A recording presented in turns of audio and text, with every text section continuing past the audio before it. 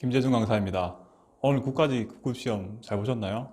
아마 행정학 말고 앞에 이제 먼저 쳤던 과목인 국사나 뭐 아니면 영어에서 좀 어려웠다는 분들 많으시던데 행정학은 시험이 그렇게 어렵진 않았죠. 제가 그래서 정답 위주로 해서 간략하게 좀 풀이 드릴게요. 첫 번째 문제는 정부 개입의 근거가 된 시장 실패 원인을 옳지 않은 것이죠. 가장 기본적인 문제일 텐데 3번이죠. X 비효율성은 정부 실패의 요인이죠.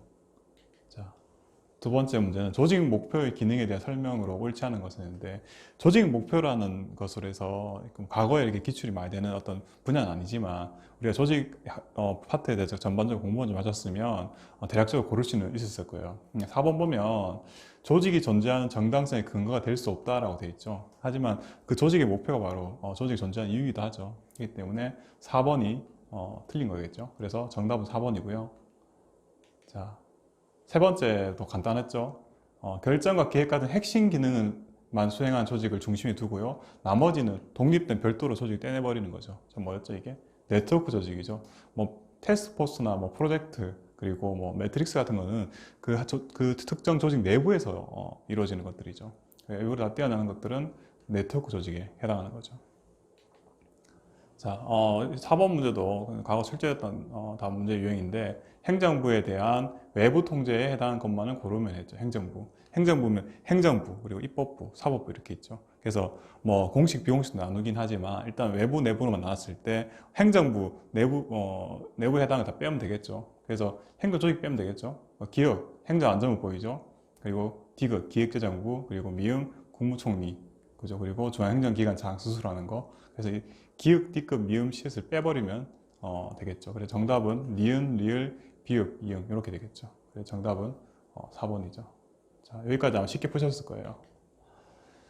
자, 5번 문제는 이제 지방자치법을 조금 아셔야지 고르실 테고요. 아마 3번이 정답인데, 지방자치단체는 조례를 위반한 행위에 대해서 조례로서 1,000만 원 이하의 과태료를 정할 수 있다 돼 있죠. 뭐 지방자치법 전반적으로 기억하시는 분들은 아주 명확하게 골라내셨겠지만, 사실은 1번, 2번 보기, 그 다음에 보기 4번을 소거한 다음에 남는 게 3번이기 때문에 고르는 방법도 있죠. 그래서 1, 2, 4번이 주로 자주 이제 출제됐던 내용 중 하나고요. 3번 같은 경우에는 과태료 범위가 1,000만 원 이하인지 모르신 분들은 소거하는 방법이고, 정확하게 알고 계신 분들이면 한 번에 골라냈었겠죠.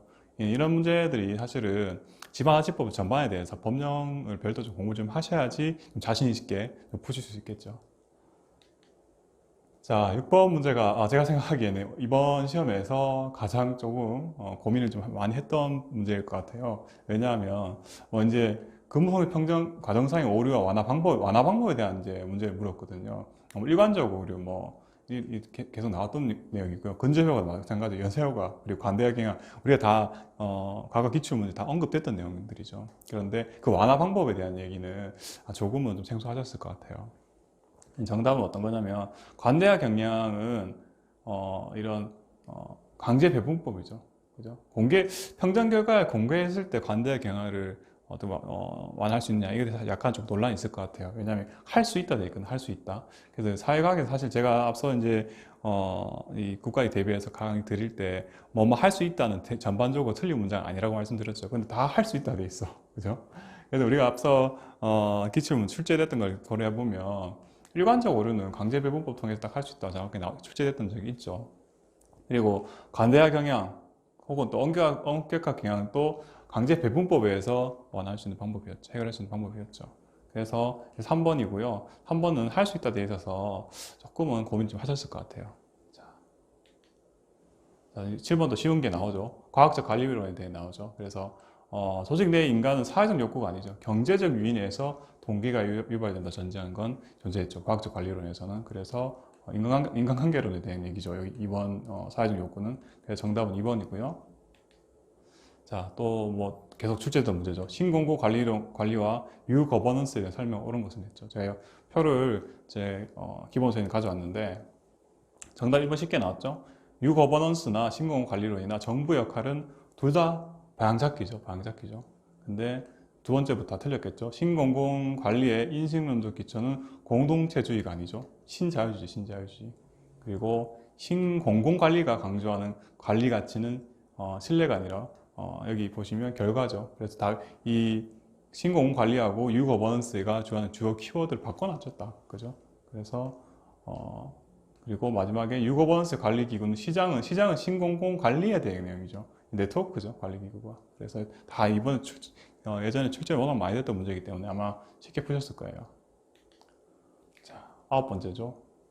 자, 로이의 정책 분류에 대한 설명 옳은 것만 고르는데, 이게 뭐, 로이가 제가 뭐, 이제, 보통 그 사례는 기억하기 쉽기 때문에, 뭐, 제가, 두 문자를 암기만 하라고 말씀드렸었는데, 로, 분구, 규제, 뭐, 이런 식으로 제가, 한번 이렇게, 그 두 문자로 기억하시길 말씀드린 적이 있는데, 사례가, 지금 이번엔 사례로 나왔죠. 그래서, 문제를 보니까 규제 정책은 특정 개인이나 집단에 대한 선택 자유를 제한하는 유형의 정책으로 강제력의 특징이 있죠. 자, 그래서 기업까지 나와 보셨을 텐데 이제 밑에 사례가 나오죠. 자, 분배 정책 사례는 쭉 했을 때 중소기업 정책 자금 지원, 농민 피해 지원 조금 이제 기존의 사례가 아니기 때문에 조금 헷갈릴 수도 있겠지만 뒤에 보면 사회보장이 딱 나오죠. 일단 사회보장 재분배 정책 들어가죠. 그래서 일단은 이현이 틀렸죠. 그리고요, 이거 재분배 정책은 고소득층으로부터 저소득층으로 소득 이전을 목적으로 하기 때문에 계급 대리적 성격을 가지고 있죠. 그래서 이게 재분배 정책의 가능성이 가장 높죠. 그래서 이렇게 또 이전에 나왔던 문제 보기 되고요. 그래서 일단 기업 디귿까지 나왔죠. 그래서 이제 이런 보기 보니까 니은 틀렸고요. 그러면 정답 바로 2번 나오죠. 미음 확인해 볼게요. 구성 정책 했죠. 그래서 정부기관의 신설과 선거구조 등 다 이런 거다. 구성 정책 사례로 기존에 다 나왔던 문제죠. 자, 그래서 이제 쉽게 골랐고요. 그 다음 리을이 이제 틀린 거 될 텐데 재분배 정책 사례죠. 저소득층을 위한 근로장려금 맞죠? 그리고 영세민을 위한 임대주택 건설도 다 재분배 정책은 맞을 거예요. 그런데 대동 연구개발 특구 지원 이건 분배 정책으로 보는 게 맞을 것 같아요. 자, 요거에서 이 부분이 틀렸기 때문에 일단 리을 틀렸고요. 자, 10번 문제죠. 이제 예산 제도인데 이 예산 제도도 앞서 다 이제 전반적 예산 과정만 좀 알고 계시고 그 국가재정법만 알고 계시면 쉽게 곤란했을 거예요. 정답은 3번인데 정부는 회계연도 개시 전까지 예산안이 의결되지 못할 때는 전년도 예산에 준예산 쓰죠 하고 있는데 사실 단어가 좀 바꿔놨어요. 모든 예산을 해놨죠. 근데 준예산에 보면 준예산은 사용할 수 있는 사용할 수 있는 부분이 헌법이나 법률에 의해서 설치된 기간 또는 시설의 유지 운영 그리고 법률상 지출 의무 이행 및 이미 예산으로 승인된 사업의 개선 요거에 대해서 쓸 수 있죠. 한정적으로 쓸 수 있죠. 모든 예산이 아니라. 그래서 정답은 3번이죠. 자, 4번 또 단순한 법률 문제죠. 이게 굉장히 자주 나오죠. 그래서 국가공무원법하고 부패방지법 그리고 공직자윤리법 이런 거 막 섞어서 그 법에서 규정하고 있는 내용이 아닌 것은 뭐 이런 식으로 물어보죠. 그래서 부패행위 신고 의무는 부패방지법에 들어있죠.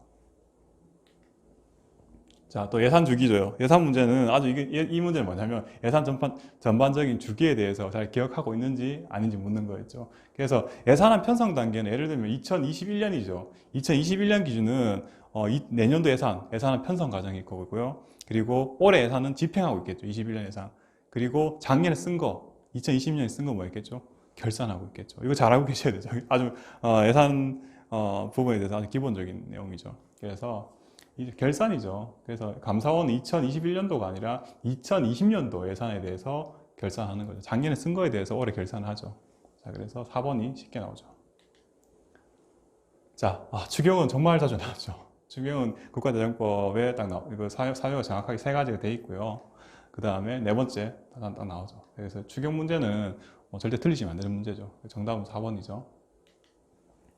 자, 이 공기업 이 문제도 조금 고민을 하셨을 것 같아요. 옳지 않은 것을 고르는 거였는데, 일반적으로 1, 2, 3번까지는 어떤 공기업 설립 사유가 맞는지 아닌지에 대해서 좀 생각을 해보면은 보기를 좀 고를 수 있을 테고요. 4번 보기가 왜 틀렸냐면, 공기업은 특별법원 상법에 설립되지만 보통 뭐 한국전력 예를 들면 한국전력공사법이 있어요. 이 정도까지는 맞지만 일반 행정기관에 적용되는 조직 인사원칙 적용된다. 딱 이거보다 틀리지. 그만 쉽게 발견할 수가 있죠. 예를 들어 한전에 다니시는 직원분들은 공무원이 아니죠. 우리 공무원 시험 준비하시는 분들 알잖아요. 한전 공공기관은 공무원들이 아니잖아요. 그죠? 그 공공기관 운영에 관한 법률상. 그래서 공무원이 아니기 때문에 그 우리가 하는 국가공무원법이 다 적용받지 않죠. 그리고 뭐 정부조직법이나 직제나 이런 데 다 적용받는 대상이 다 아니죠. 그래서 적용되지 않죠. 그래서 4번이 바로 틀린 거죠. 아마 이 문제는 조금 생소했지만 우리가 소위 말하는 공무원들이 근무하는 데랑 그리고 그렇지 않은 곳이나 기관에 분류만 하더라도 그 정도 가지고도 아마 푸실 수가 있었을 거예요.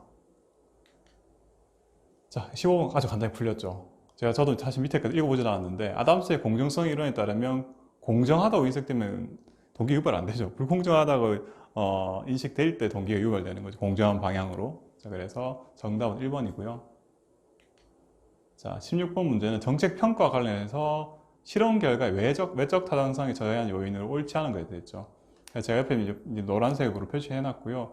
그럼 나머지는 외적 타당성이 되고요. 그 다음에 하나는 내적 타당성이죠. 네, 정말 1번이죠. 연구자의 측정 기준이나 측정 도구가 변해버리면 이건 측정 수단 요인이 하는데, 이 측정 수단 요인은 내적 타당성 저해 요인이죠. 아마 그 출제가 워낙에도 많이 됐던 문제이기 때문에 잘 구분 좀 하셔야 돼요. 외적 타당성인지 내적 타당성이 저해 요인인지, 그죠? 그 문제를 잘 구분하셔야 돼요. 자, 17번 나오죠. 단순 법령 문제인데, 또 법령 문제인데 주민 소환 제도되죠. 그래서 사실은 1, 2, 3번은 뭐만 좀 그냥 맞는 거라고 생각하기 좀 쉬운 지문이었을 것 같아요. 가장 강력한, 유력한 직접 문제제일 맞죠. 자르는 거잖아요. 그죠? 선출한 다음에 자르는 게 주민 소환 제도잖아요. 그리고 비례대표 지방의회 의회는 주민 소환 대상 아니다. 이거 정말 출제 자주 됐죠. 이거 이렇게 딱 바꿔가지고. 심리적 통제 효과가 크다는 말은 뭐냐면, 그 단체장 뽑았잖아요. 혹은 그 지방의회 의원들이나 뽑아놓고 내가 잘릴 수 있다는 어떤 굉장히 부담이 크겠죠. 실제로 그런 적 있죠. 대저 도입된 2007년도에 하남시 의회에서 시의원이 실제로 이 주민 소환 대상이 돼가지고 직을 상실한 적이 있죠. 근데 그 이유는 없어. 잘.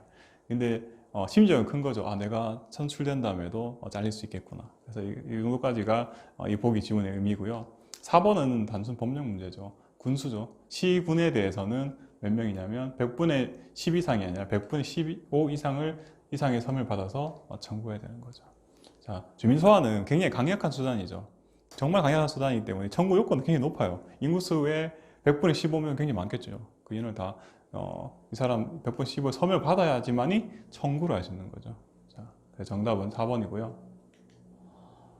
자, 18번 문제죠. 신공공 서비스론에 대한 문제죠. 이게 사실 이제 여기 2번 보기 보면 공익은 개인적 이익의 집합체이기, 여기가 이제 틀린 표현인데, 제가 앞서 이제 정답 지문에서 나왔던 기출문제 표현을 가져보면 공익은 공동 가치에 대한 담론의 결과를 봤어요. 개인적 이익 총합이 아니라. 그렇기 때문에 2번이죠. 그래서 틀렸고요. 자, 이제 공공사업에 대한 경제성 분석에 대한 설명으로 옳은 것만을 고른 거죠. 자, 이거 이제 BC 분석해야 되죠. 그죠? 그래서 할인율이 높을 때는 편히 장기에 실현되는 장기 투자 사업보다 단기간에 실현된 단기 투자 사업이 유리하죠. 맞죠? 할인율이 높으면 현재 가치가 계속 떨어지잖아요. 편익이. 그죠? 편익이 현재 가치 떨어지기 때문에 되게 멀리 장기간, 즉 굉장히 미래에 있는 편익 같은 경우에 값이 현재 가치가 해버리면 할인율이 높으면 굉장히 작아지겠죠. 그렇기 때문에 맞는 복이죠. 그죠? 그리고 직접적이고 유형적인 비용과 편익은 반영하고 간접적이고 무형적인 편익과 비용은 포함하지 않는 게 다 포함하죠. 그래서 일단은 니은 틀리고요. 정답 바로 나오나요? 아직 안 나오나요? 기억 맞고 니은 틀리니까 1번 떨어지고 맞죠? 2번, 4번 남네요. 확인해야겠네요. 다. 자, 순현재 가치는 비용의 총 현재 가치에서 편익의 총 현재 가치를 뺀 것이며 0보다 클 경우 사업의 타당성을 인정할 수 있다. 이거 반대로 됐죠?